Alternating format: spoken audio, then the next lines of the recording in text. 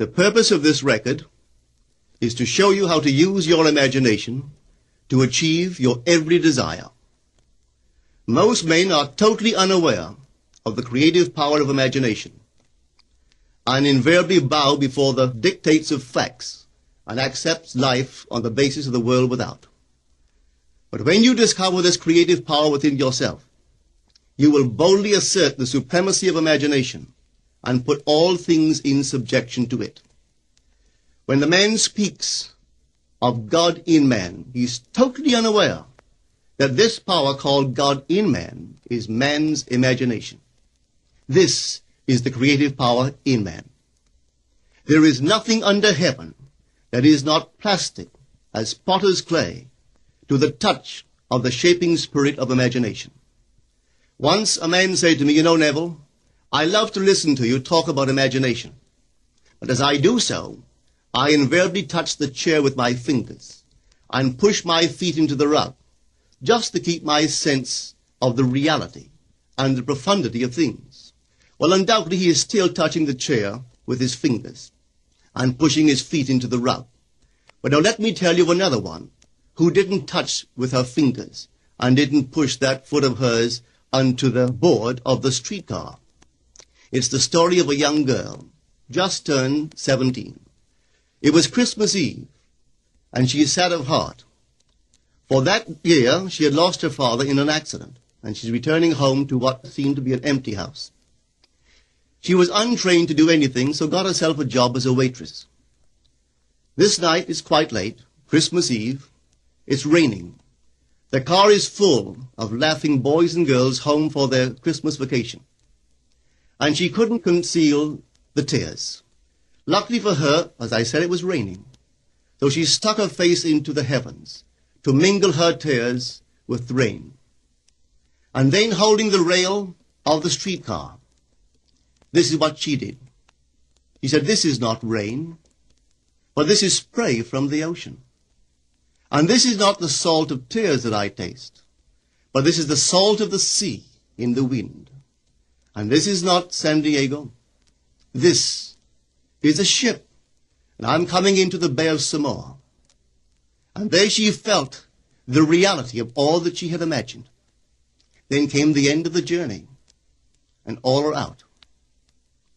10 days later, this girl received a letter from a firm in Chicago saying that her aunt, several years before, when she sailed for Europe, deposited with them $3,000 with instructions that if she did not return to America, this money should be paid to her niece. They had just received information of the aunt's death and were now acting upon her instructions. 1 month later, this girl sailed for Samoa. As she came into the bay, it was late that night, and there was salt of the sea in the wind. It wasn't raining, but there was spray in the air, and she actually felt what she felt 1 month before, only this time she had realized her objective. Now this whole record is technique. I want to show you today how to put your wonderful imagination right into the feeling of your wish fulfilled, and let it remain there and fall asleep in that state. And I promise you from my own experience, you will realize the state in which you sleep if you could actually feel yourself right into the situation of your fulfilled desire and continue therein until you fall asleep. As you feel yourself right into it, remain in it until you give it all the tones of reality, until you give it all the sensory vividness of reality. As you do it, in that state, quietly fall into sleep. And in a way you will never know, you could never consciously devise the means that will be employed, you will find yourself moving across a series of events leading you towards the objective realization of this state. Now here is a practical technique. The first thing you do, you must know exactly what you want in this world. When you know exactly what you want, make as lifelike a representation as possible of what you would see and what you would touch and what you would do, and physically moving in such a state. For example, suppose I wanted a home, but I had no money, but I still know what I want. without taking anything into consideration, I would make as lifelike a representation of the home that I would like, with all the things in it that I would want. And then, this night, as I would go to bed, I would, in a drowsy, sleepy state, the state that borders upon sleep, I would imagine that I am actually in such a house, that were I to step off the bed, I would step upon the floor of that house. Were I to leave this room, I would enter the room that is adjacent to my imagined room in that house. And while I am touching the furniture and feeling it to be solidly real, and while I am moving from one room to the other in my imaginary house, I would go sound asleep in that state. And I know that in a way I could not consciously devise, I would realize my house. I have seen it work time and time again. If I wanted promotion in my business, I would ask myself what additional responsibilities would be mine were I to be given this great promotion. What would I do? What would I say? What would I see? How would I act? And then in my imagination, I would begin to see and touch and do and act as I would outwardly see and touch and act were I in that position. If I now desired the mate of my life, were I now in search of some wonderful girl or some wonderful man, what would I actually find myself doing that would imply that I have found my state? For instance, suppose now I was a lady. One thing I would definitely do, I would wear a wedding ring. I would take my imaginary hands, and I would feel the ring that I would imagine to be there. And I would keep on feeling it until it seemed to me to be solidly real. I would give it all the sensory vividness I am capable of giving anything. And while I am feeling my imaginary ring, which implies I am married, I would sleep. This story is told us in the Song of Songs, or the Song of Solomon. It is said, "At night on my bed, I sought him whom my soul loveth. I found him whom my soul loveth, and I would not let him go, until I brought him into my mother's house, right into the chamber of her that conceived me." If I would take that beautiful poem and put it into modern English, into practical language, it would be this. While sitting in my chair, I would feel myself right into the situation of my fulfilled desire. And having felt myself into that state, I would not let it go. I would keep that mood alive, and in that mood, I would sleep. That is, taking it right into my mother's chamber, into the chamber of her that conceived me. You know, people are totally unaware of this fantastic power of the imagination. But when man begins to discover this power within him, he never plays the part that he formerly played. He doesn't turn back and become just the reflective life.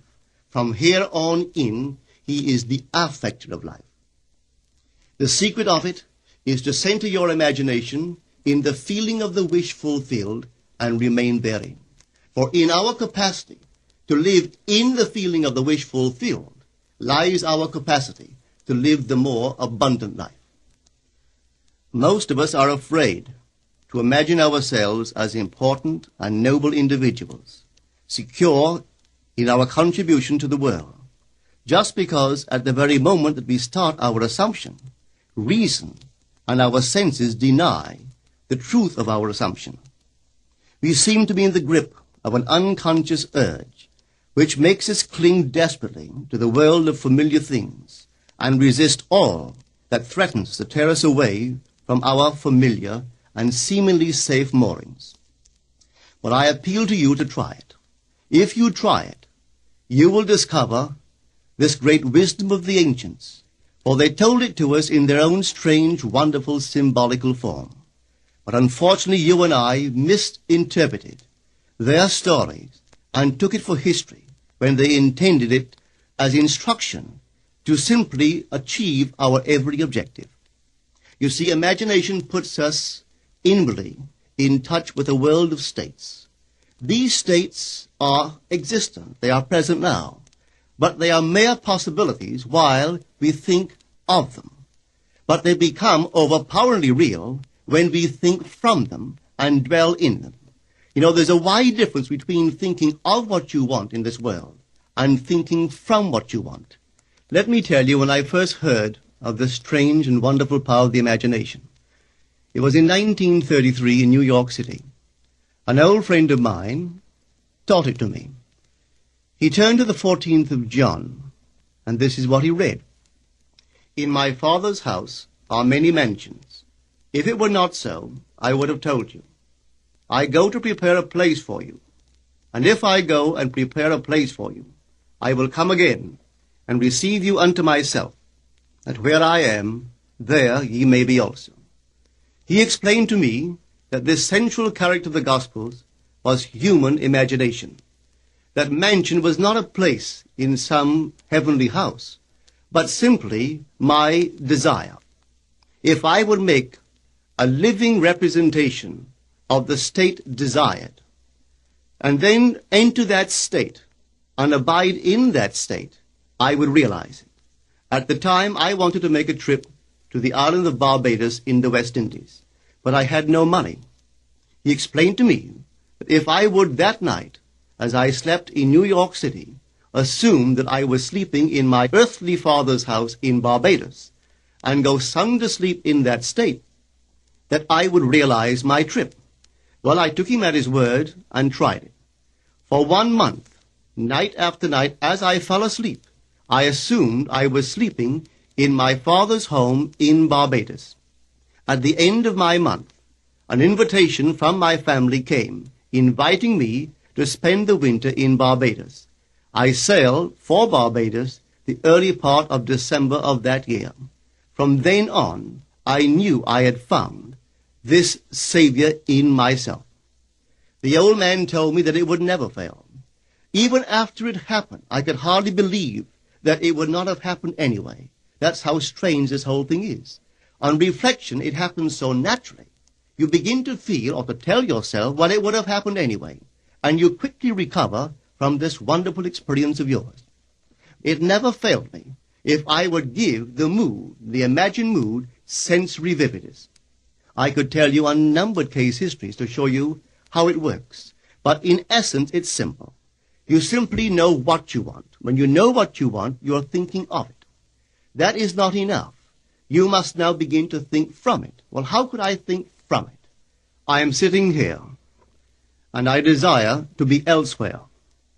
How could I, while sitting here physically, put myself in imagination at a point in space removed from this room and make that real to me? Quite easily. My imagination puts me in touch inwardly with that state. I imagine that I am actually where I desire to be. Now, can I tell that I am there? There is only one way to prove that I am there. For what a man sees when he describes his world is as he describes it relative to himself. So what the world looks like depends entirely upon where I stand when I make my observation. So if, as I describe my world, it is related to that point in space I imagine that I am occupying, then I must be there. I am not there physically, no, but I am there in my imagination, and my imagination is my real self. And where I go in imagination and make it real, there I shall go in the flesh also.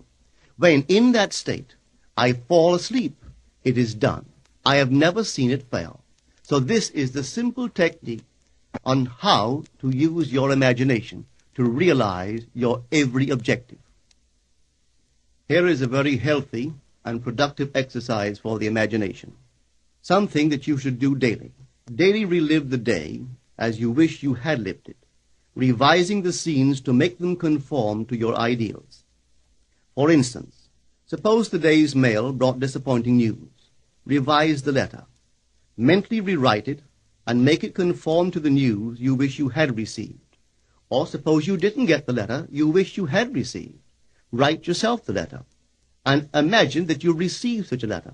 Let me tell you a story that took place in New York not very long ago. In my audience sat this lady who had heard me numberless times.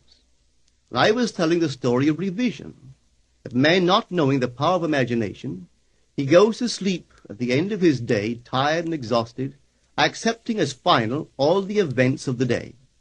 And I was trying to show that man should, at that moment, before he sleeps, he should rewrite the entire day and make it conform to the day he wished he had experienced. Here is the way a lady wisely used this law of revision. It appears that 2 years ago she was ordered out of her daughter-in-law's home. For 2 years there was no correspondence. She had sent her grandson at least 24 presents in that interval, but not one was ever acknowledged. Having heard the story of revision, this is what she did. As she retired at night, she mentally constructed 2 letters. One she imagined coming from her grandson, and the other from her daughter-in-law. In these letters they expressed deep affection for, and wondered why she had not called to see them. This she did for 7 consecutive nights, holding in her imaginary hand the letter she imagined she had received, and reading these letters over and over until it aroused within her the satisfaction of having heard. Then she slept. On the 8th day, she received a letter from her daughter-in-law.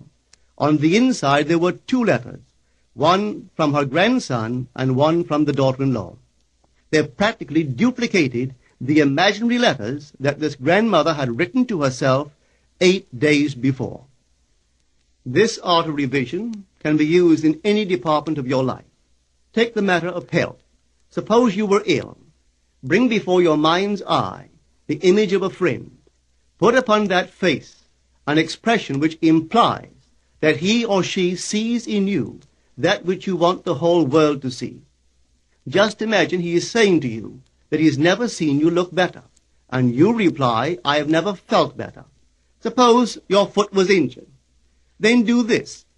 Construct mentally a drama which implies that you are walking, that you're doing all the things that you would do if the foot was normal, and do it over and over and over until it takes on the tones of reality. Whenever you do in your imagination that which you would like to do in the outer world, that you will do in the outer world. The one requisite is to arouse your attention in a way and to such intensity that you become wholly absorbed in the revised action. You will experience an expansion and refinement of the senses by this imaginative exercise, and eventually achieve vision in the inner world. The abundant life promised us is ours to enjoy now, but not until we have the sense of the Creator as our imagination can we experience it. Persistent imagination, centered in the feeling of the wish fulfilled, is the secret of all successful operations. This alone is the means of fulfilling the intention. Every stage of man's progress is made by the conscious, voluntary exercise of the imagination. Then you will understand why all poets have stressed the importance of controlled, vivid imagination. Listen to this one by the great William Blake. In your own bosom you bear your heaven and earth, and all you behold, though it appears without, it is within, in your imagination, of which this world of mortality is but a shadow. Try it, and you too will prove that your imagination is the Creator.